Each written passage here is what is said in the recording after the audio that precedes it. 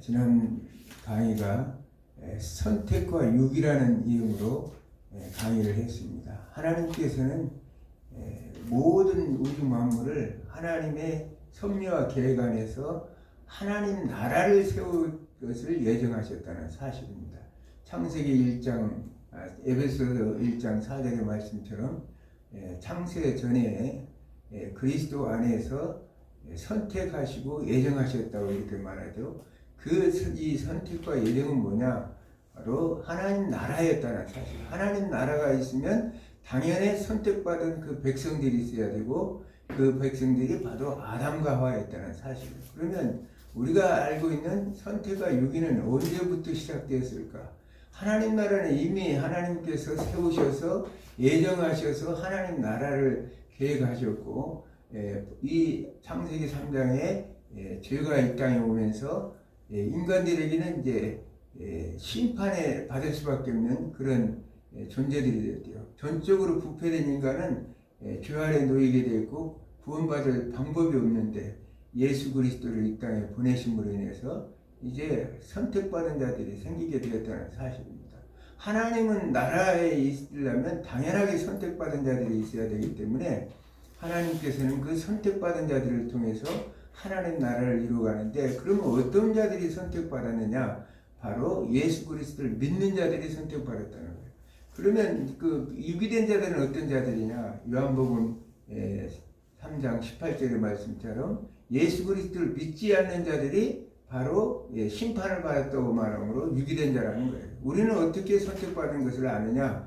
바로 내가 그리스도 안에서 하나님께서 나를 예수님의 우리를 구속하셨고, 우리가 그 은혜로 말미암아 이렇게 하나님을 그 은혜에 반응하는 사람, 하나님 앞에 영광을 돌며 주님의 뜻대로 살아가는 그 삶이 바로 내가 하나님의 선택받은 자라는 사실을 우리는 알 수가 있습니다. 그 자들이 영원토록 이제 저 영원한 하나님의 계획된 예정하셨던 그 새하늘 새 땅에서 살아갈 백성들이라는 사실을 성경은 말하고 있습니다. 지난 시간 우리는 야곱이 이 에서와 이 야곱의 관계를 얘기했죠. 그래서 이 에서와 야곱의 관계는 선택과 유기라는 관계보다는 장자권의 문제라 이렇게 제가 말씀드렸습니다. 장자권은 뭐냐?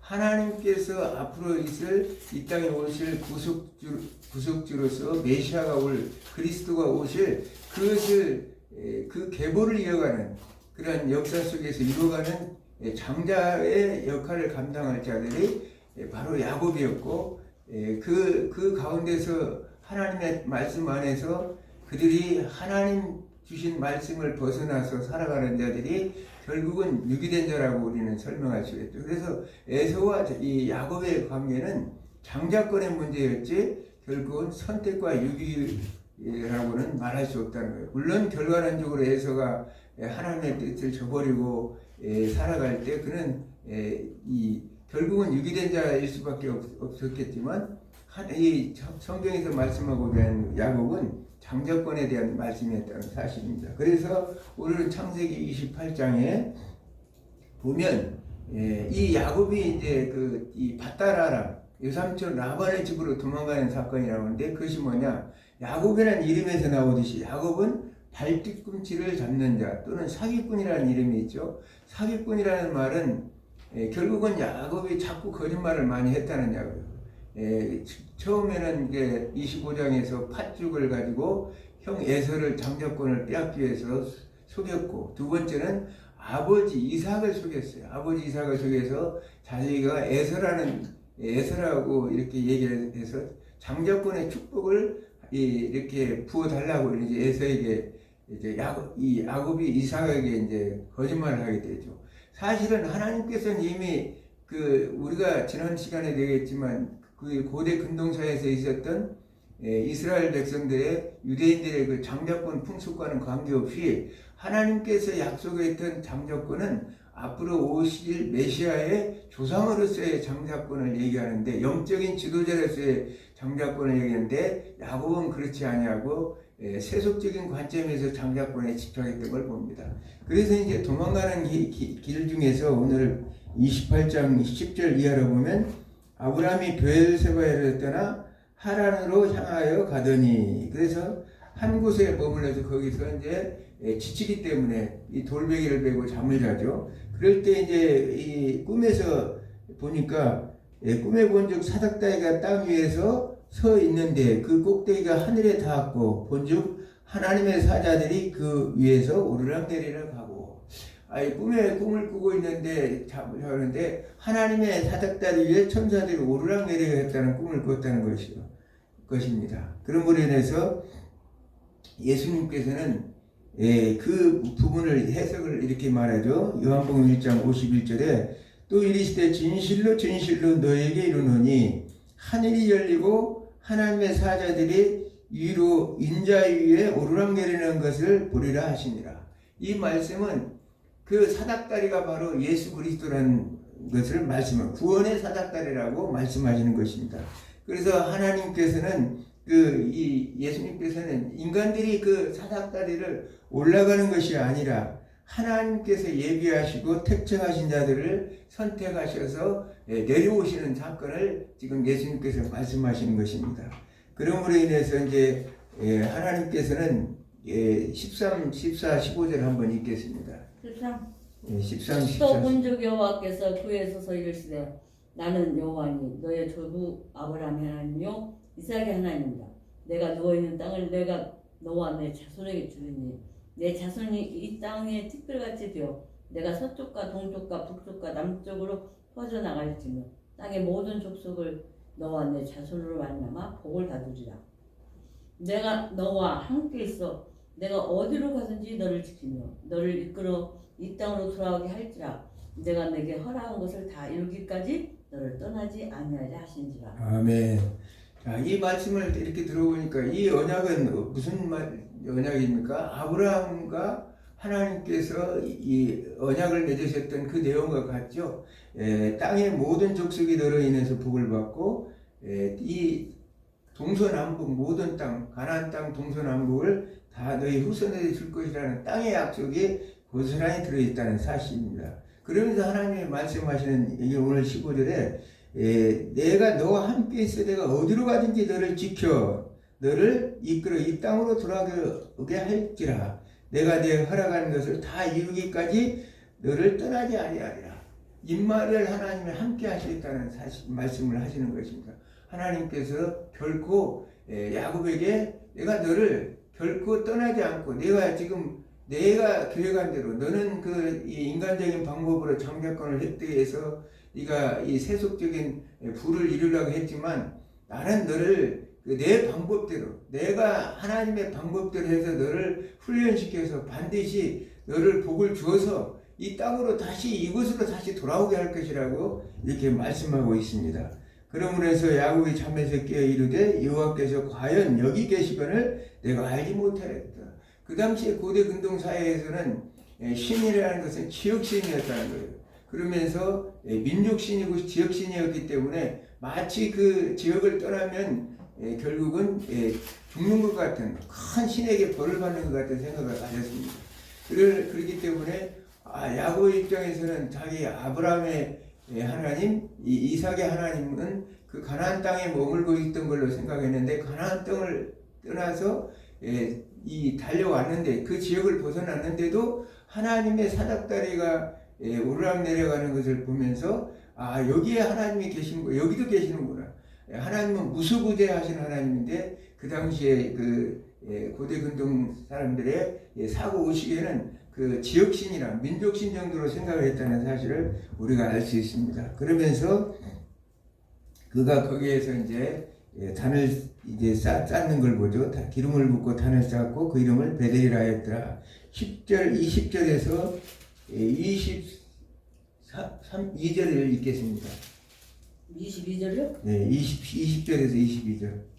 야곱이 소원하이르되 하나님이여 나 함께 계셔서 내가 가는 길에서 나를 지키시고 먹을 떡과 입을 옷을 주셔서 내가 평안히 아버지 집으로 돌아가게 하사 오히려 하시오며 여호와께서 나의 하나님이 되실 것이요 내가 기둥으로 세운 이 돌이 하나님의 집이 될 것이요 하나님께서 내게 주신 모든 것에서 10분의 1을 내가 반드시 하나님께 드리겠나이다 하였더라. 아멘.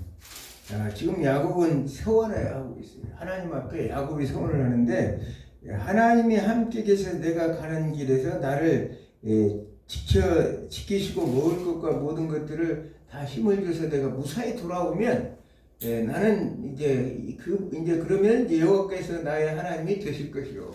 지금 야곱이 지금 뭔가를 착각하는 게 하나님께서 분명히 15절에 내가 너를 지켜서 이 땅에 반드시 내가 너 어디를 가든지 함께해서 돌아오게 하겠다고 분명히 하나님께서 말씀하셨는데도 야곱의 생각은 그렇지 못하고 아직 야곱이 마치 아브라함이 갈대아 우르를 떠나서 가나안 땅에 도달해서 이 믿음의 조상이 될 때까지 그 훈련과 연단의 과정을 거쳤던 것처럼 지금 야곱은 아주 초보 단계에서 하나님을 만나고 있기 때문에 아마 이삭이 그 자녀들에게 대한 그 말씀의 훈련을 제대로 잘 안 시켰던 것 같아요. 이삭 자체가 분명히 하나님은 큰 자가 작은 자를 섬길 것이라고 얘기했는데도 이삭에게 장자권을 이렇게 안수하려고 했던 걸 보면, 축복해 주려고 했던 걸 보면 그 이삭이 그만큼 신앙 교육이 자녀들에게 잘 되지 않았는가 이런 생각을 가져봅니다.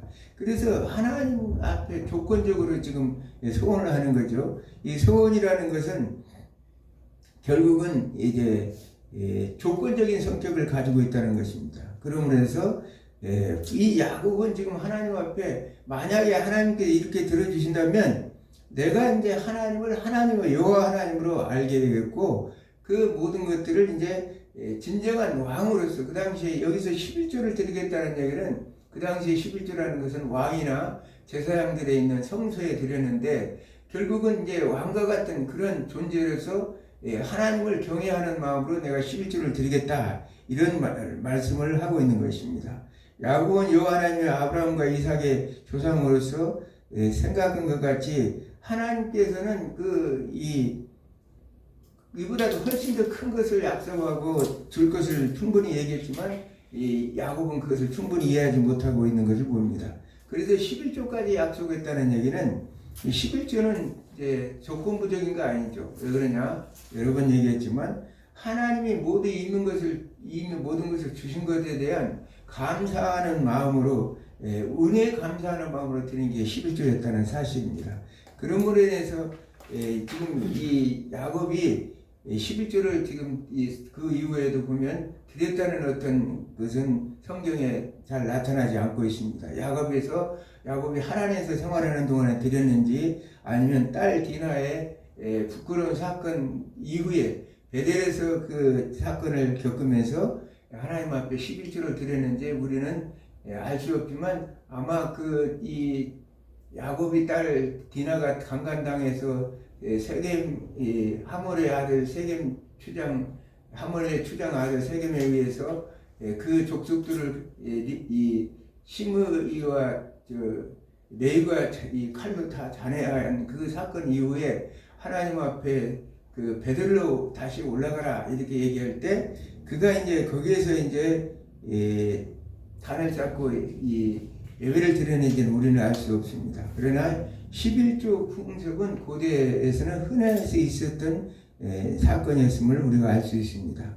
11조는 그래서 드리고 이제 여기서 이제 야곱의 서원에 대해서 이제 말씀드리는데 서원이라는 그 당시에는 번복할 수가 없었어요. 그러므로 해서 고대에는 말에 대한 책임이 굉장히 강했다는 거예요. 한번 신에게 내가 이렇게 하겠습니다 말하면 반드시 그것은 지켜져야만 했다는 사실입니다.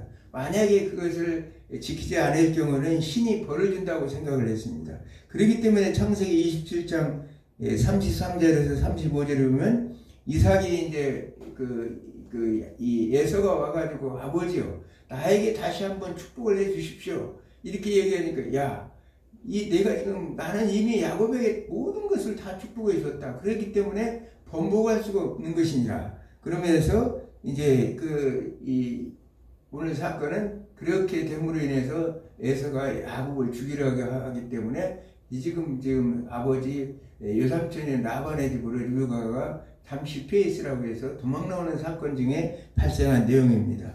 그러므로 인해서 이삭도 번복할 수가 없어요. 한번 하나님 앞에 자기가 서원하고 하나님 앞에 축복을 했으면 그 말을 번복할 수가 없다는 거예요. 오늘날은 참 신의가 없어서 말을 조석변으로 바꾸어가면서 이렇게 형편에 따라서 하지만 우리가 하나님 앞에 한번 이렇게 하겠습니다 맹세한 것은 말씀드린 것은 반드시 이루어야 된다는 사실을 성경 우리에게 가르치고 있습니다. 룻기에서 보면 아주 잘 나와 있어요. 룻기 1장 17절에 보면 어머니께서 죽이시는 곳이 나도 죽어 거기 묻힐 것이라. 만일 내가 죽는 날 일 외에 어머니를 떠나 여호와께서 내게 벌을 내리시고 더 내리시기를 원하다.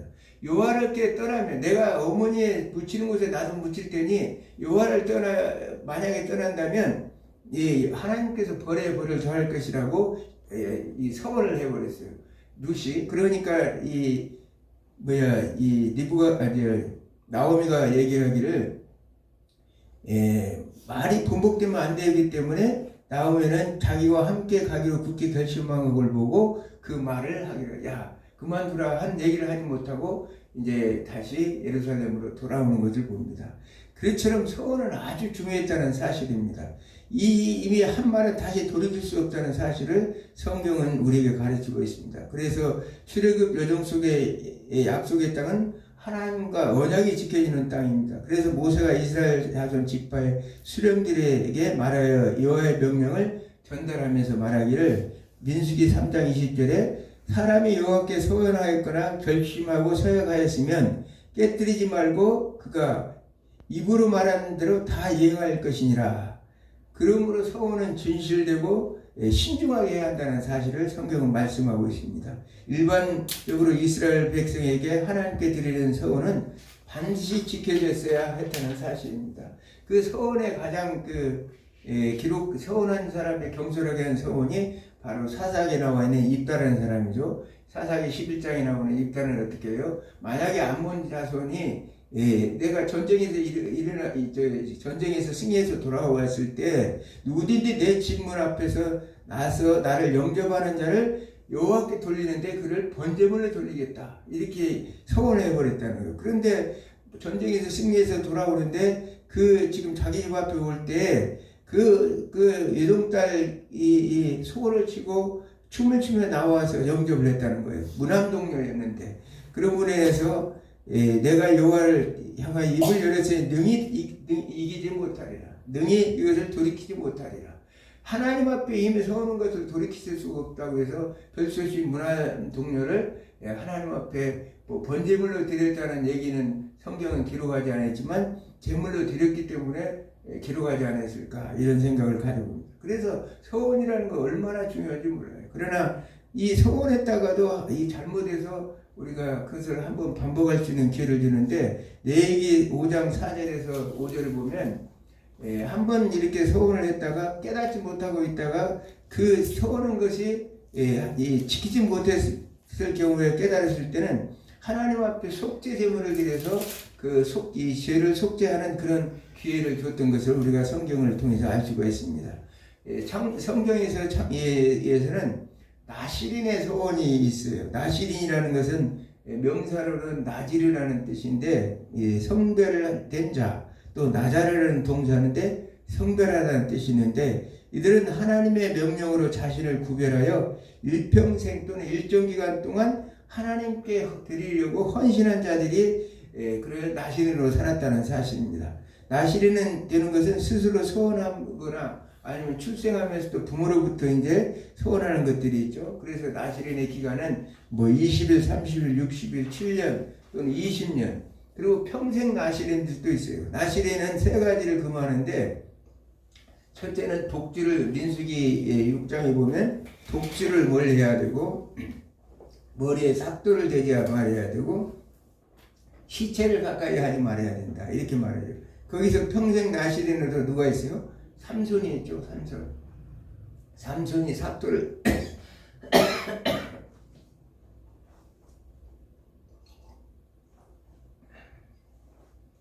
삼손이 삭도를 댐으로 인해서 어떻게 됐습니까? 삼손은 결국은 마지막에 마지막 최후의 그 블레셋 사람들이 저항하다가 죽었고 사무엘은 정말 하나님 앞에 이 한나의 기도로 그 서원한 것이 하나님 앞에 일평생 바쳐지는 그런 삶을 살았던 걸 봅니다. 그러면서 이제 여기서 우리가 제일 본받아야 할 사람들이 누구냐? 레갑 자손이라고 해요. 레갑 자손. 에레미야 35장에 보면 레갑 자손이 있는데 레갑 자손은 레갑이라는 그 조상 요나답이 뭐라고 말했느냐? 너희들은 포도주를 마시지 말아라. 그러면서 포도원도 소유하지 말고 또 그러면서 이 농사를 짓지 말아라. 그리고 또 장막에 거하라. 그러므로 그것이 이미 서원한 지가 한 250년이 지났는데도 그 약속을 지켜서 레갑 자손만큼은 하나님께서 에레미야를 시켜서 시험해보라고 했는데 그들은 그 얘기를 하면서 우리는 그렇게 할 수 없다. 포도주를 마실 수 없다고 얘기해요.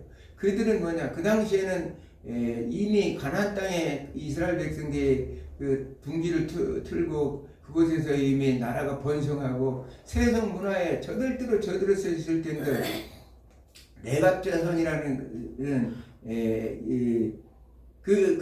선조의 말을 듣고 그들은 이방 민족의 미드로의 장인 모세의 장인 이드로의 그 후손들이 레갑 자손들은 그런데 이제 그들이 그 이방 민족이었지만 하나님의 그 총회에 들어와 가지고 하나님의 거룩하신 그 말씀 안에서 그들이 그 구원하신 그것에 감사해서 이 요나답이라는 사람이 그 후손들에게 이렇게 명령을 했다는 거예요. 그걸 잘 지켜나오죠. 잘 지켜나와서 그들은 세속 문화에 휘둘리지 아니하고 그대로 장막 생활을 오늘날로 말하면 목자의 삶을 살았다는 거예요. 유목민족으로 살았다는 사실입니다. 유목민으로 살았다는 사실이에요.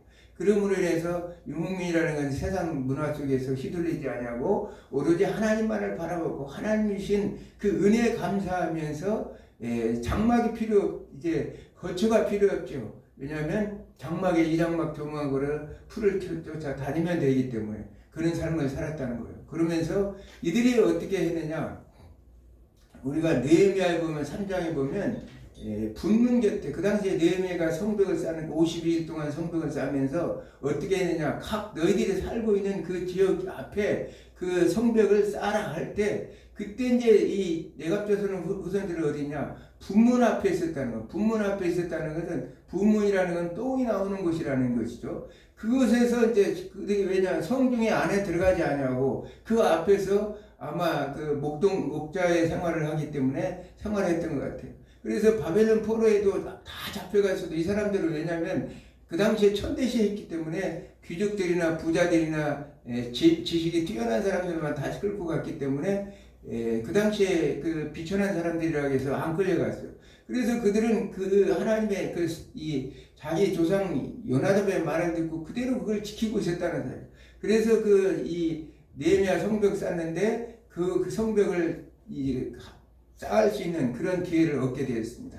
그러면서 이들이 이제 나중에 어떤 하나님의 축복을 받느냐? 누가복음 2장에 나타나는 예수님께서 이제 이 땅에 탄생할 때 그들은 들에서 한밤중에 양치기들이 있었는데 그게 누구였느냐? 바로 레갑 자손이었다는 사실이에요. 그들이 그 들에서 양을 치고 있을 때 하나님께서 천사들이 와서 말하기를 다윗의 동네에 구주가 나셨으니 곧 그리스도 주시니라 이렇게 얘기하면서 하늘 지극히 높은 곳에서는 하나님께 영광이에요. 이 땅에는 평화로다 이렇게 얘기하면서 천군 천사들이 내려와 가지고 그들에게 말해주는 그 찬송 소리를 듣고 이제 제일 먼저 가서 구에 있는 이 말구에 있었던 예수 그리스도를 가서 경배했던 자가 누구냐? 이 레갑 자손의 후손이었던 천사들이었어요. 그래서 하나님께서 이들은 세속적인 문화에 찌들지 아니하고 그 하나님의 말씀을 지켜서 여기까지 그 포도주와 독주를 마시지 아니하고 사람들은 부와 북이 영화를 누리면서 그 성중에는 얼마나 많은 사람들이 호화스럽게 살았겠어요. 그러나 외롭고 쓸쓸하고 고독하지만 오로지 하나님만 바라보고 오실 메시아를 그리면서 그들이 살아갈 때 제일 먼저 하나님께서 만나게 된 자가 바로 레갑 자손 후손인 목자였다는 사실입니다. 오늘날도 우리 이제 살아가면서 그런 생각이 들어요. 정말 이렇게 너무나 가난한 교회, 너무나 힘든 이 내 자신을 돌아보면서 오늘 이 본문 말씀 내갑자손의 그 삶을 이렇게 묵상하면서 야, 그렇지 우리도 지금 언젠가는 예수님께서 호령나팔 불고 천군 천사들과 함께 내려오실 때 내 주여 어서 오소서 하면서 반가운 마음으로 주님을 맞을 준비를 하면서 살아가기 때문에 이 남들은 우습게 여기고 비천하게 생각할지라도 하나님의 말씀을 붙들고 나갈 수 있는 힘을 얻겠구나 이런 생각을 갖게 됩니다. 늘 그런 마음으로 살고 있지만 오늘 레갑조선의 후손들은 그런 나시린으로 진정한 나시린으로서 성별된 자로서 세속과는 구별된 자로서 하나님의 말씀을 잘 지켜와서 살았다는 사실을 이렇게 말씀하고 있습니다. 그러므로 해서 예수님께서는 신약에 와서 이제 말씀하시기를 헛맹세하지 마라. 너희들은 말 헛맹세하지 말라. 그러면서 마태복음 5장 33절에 37절에 하늘로도 하지 말라. 이는 하나님의 보좌이며 땅으로도 하지 말라. 이는 하나님의 발등삼이요 예루살렘으로도 하지 말라. 이는 임금의 성읍이요 내 머리로도 하지 말라. 이는 내가 한 터럭도 시계 검게 할 수 없음이라. 오직 너의 말은 옳다 아니라 하라. 여기에서 지난 것은 악으로부터 나느니라. 이 말씀의 의미는 뭐냐면 이제 사람들은 자기 말을 사람들이 믿지 않으니까 하나님을 두고 내가 맹세할게 이런 말을 많이 자주 하죠. 내 누구를 두고 맹세한다 이런 말을 할 때 사람이 자기 자신이 자기 말을 믿지 못함으로 맹세한다고 예수님은 말씀하시는 거예요. 그러므로 예수님은 내가 하는 말을 믿어주는 신용 있는 사람이 되라고 예수님께서 말씀하시는 것입니다. 그러므로 인해서 사람이 꼭 서운할 필요가 그렇게 함으로 해서 우리는 굳이 서운할 필요가 없고 이 모든 것들은 하나님의 은혜 아래서 바르게 살면 된다는 사실을 예수님은 말씀하고 있는 것입니다. 이 모든 것이 언약 백성들에게 해당됩니다. 오늘날 우리도 나시린과 같은 언약의 백성들입니다. 하나님께서 예수 그리스도에서 누가복음 22장 19절에 20절 보면 마지막 6월절 성전 때에 이 잔은 내 피로 세운 새 언약이니 이것을 내 몸을 이렇게 들여서 하는 이 모든 것들을 너희들은 기념하라. 이 말은 뭐야? 예수 그리스도 안에서 우리는 이 예수님께서 십자가에 못 박혀 죽는다는 것은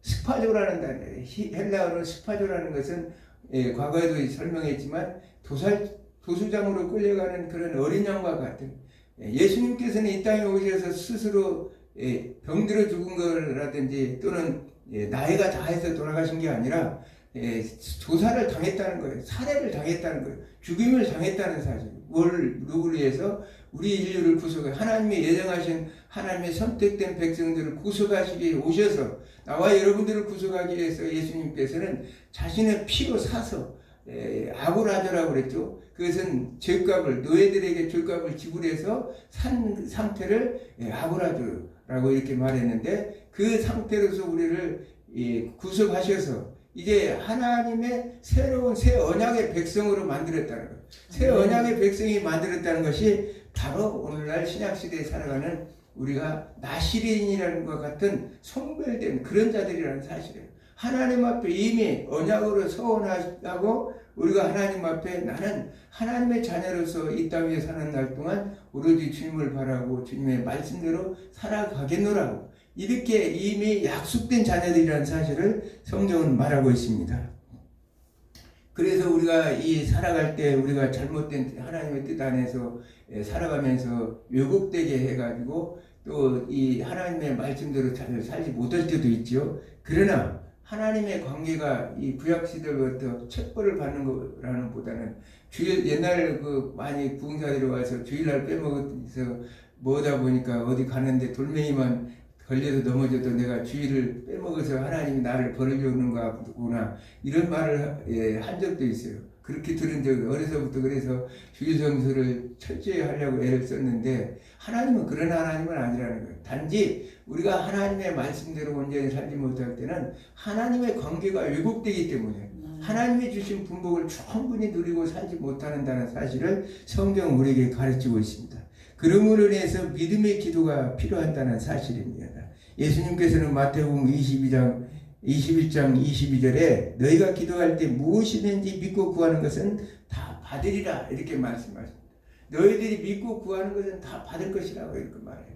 그래서 우리가 이 믿음의 사람들은 하나님께서는 반드시 우리의 기도를 들으시고 결국은 하나님께서는 항상 들으시고 성경에서 우리는 알다시피 언젠가는 하나님께서 반드시 우리의 기도의 끝은 뭐입니까? 영원한 하나님 나라 새하늘 새 땅에 사는 거예요. 이 땅에 서 있는 우리 눈에 보이는 것에만 집착해서 그 기도가 응답되는 것이 아니라 이미 우리가 구한 기도는 저 영원한 새하늘 새 땅에 가서까지는 반드시 이루어진다는 사실을 성경은 말하고 있습니다. 그러나 이방신들에게 했을 때 이방신은 피조물인데 어떻게 그가 들어주겠어요? 그러나 오늘날 우상을 많이 숭배하죠.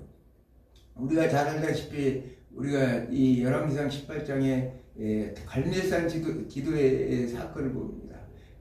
이 엘리야가 그 바알 선지자 45명과 이 하나님 앞에 서로 그 불이 내려서 그 제단에 불을 붙여서 태우면 응답된 것으로 알자. 그러나 이방 그 신을 섬기는 바알 신자들은 어때요? 나중에 저녁이 되도록 온몸을 칼로 긋고 난동을 부리고 피를 흘리고 별짓을 다해서도 불은 떨어지지 않았던 걸 봅니다. 그러나 하나님께서는 엘리야를 통해서 어떻게 그 도랑에 물까지 다 했는데 도랑까지 다 태울 정도로 하늘에서 불이 내려와서 이제 약속대로 그 하나님께서는 3년 반 동안 가물었던 이스라엘 땅에 폭포수처럼 피가 쏟아져 내렸다고 성경은 말하고 있습니다. 그 말은 뭐냐? 하나님 앞에 부르짖어 기도하고 하나님 앞에 간절히 기도하면 하나님께 복을 주시되 이렇게 폭포수처럼 쏟아 부어지는 복을 주신다고 성경은 또 우리에게 가르치면서 또 위로하고 있다는 사실입니다. 그러므로 해서 우리 모든 인간은 하나님이 앞에 특별히 구별돼서 하나님의 선택받은 백성으로 성별된 백성들이라는 사실입니다.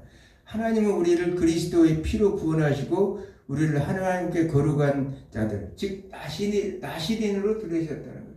하나님께서 이미 예정하셔서 택정하셔서 이 땅에 오셔서 구속하셔서 우리를 하나님 앞에 앞으로 살아갈 우리 하나님의 백성들을 나시린으로 우리 하나님 앞에 드렸다는 사실입니다. 그러므로 우리는 나시린으로서 구별된 삶을 살아야 돼요. 구별된 삶을 살아야 됩니다. 그러므로 해서 이 세상의 모든 세속적인 것들과 죄를 멀리하고 이 세상에서 부정한 것을 멀리하는 삶을 살아야 돼요. 요즘에 참 우리가 안타까운 것은 교회도 혼합주의, 종교 혼합주의가 많이 섞여져 있어요. 하나님의 말씀보다도 자신의 신학적인 관점, 자신의 생각, 자신의 생각이 우선화되고 교회가 커지다 보니까 명예도 생겨요. 또 권력도 생겨요. 그리고 힘이 생기다 보니까 뭔가 자신이 자꾸 우월감을 가져요. 그 작은 개척교회 할 때는 정말 눈물로 씨를 뿌리면서 기도하고 하나님께 주신 은혜 감사하면서 그 조그마한 것도 감사하며 살았는데 지금은 주의가 올라가고 교회가 커지고 성장하다 보니까 부가 증가되고 권력 세속적인 권세도 커지고 이름을 좀 날리다 보니까 바벨탑 쌓는 사람들처럼 그런 교회들이 지금 목사님들이 너무나 많은 것 뿐이에요. 한국 교회가 이렇게 힘든 것은 한국 사회가 이렇게 힘든 것은 뭐냐? 교회가 온전한 하나님 앞에 거룩한 나시린의 삶을 살지 않기 때문에 지금 한국 사회가 얼마나 혼탁합니까? 입법 독재라는 말을 하죠. 어떻게 저런 사람들이 세상에 있을 수 있을까? 저런 사람들이 있을 수 있을까? 그런데 또 한국 교회 목사님들이 그런 사람들을 같이 동조해서 같이 입법 독재에 참여하고 있고 또 이 동성애 문제라든지 그들이 또 이 진화론 문제에 그들이 또 동참하면서 진화론까지도 같이 그들이 받아들이는 그런 이상한 짓들을 하고 있다는 사실. 그래서 지금 이 한국 이 사회가 지금 너무나 어렵고 힘들고 백성들이 힘들다고 하는 이유는 뭐냐? 바로 나는 가장 큰 이유는 하나님의 교회가 오늘날 교회가 온전하게 하나님의 나시린의 삶을 살지 못하고 자신의 세속화에 지금 예루살렘이 그럼으로 인해서 에레미야 시절에 바빌론 포로에 가서 영원히 디아스포라로 살았던 것처럼 얼마나 그 고통을 많이 받고 이스라엘이 지금도 살고 있습니까?